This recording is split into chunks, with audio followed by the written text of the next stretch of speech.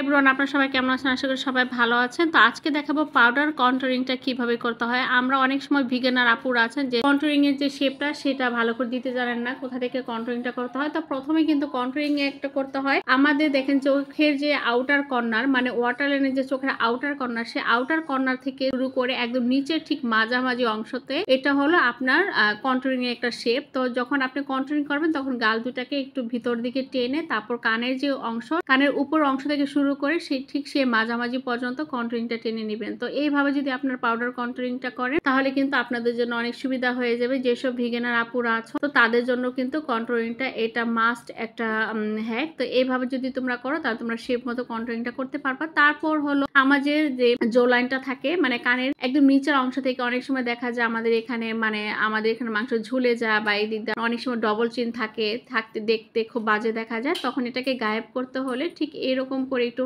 কন্ট্যুরিং ব্রাশে একটু পাউডার ভরিয়ে তারপর সেটাকে তোমরা এভাবে এখান থেকে এটাকে অ্যাপ্লাই করবা। তো এটাকে অ্যাপ্লাই করার পরে দেখবা যে এখানে তোমার কোনো ডবল চিনই থাকবে না, একদম ডবল চিন গায়েব হয়ে যাবে। তো এই দেখো আমার ফাইনাল লুক, দেখতে কেমন মনে হচ্ছে। তো আজকের মতো এখানে। যদি আমার ভিডিওগুলো ভালো লাগে আর তোমাদের কাজে দেয় তাহলে অবশ্যই লাইক ফলো শেয়ার দিয়ে পাশে থাকবে। আল্লাহ হাফেজ।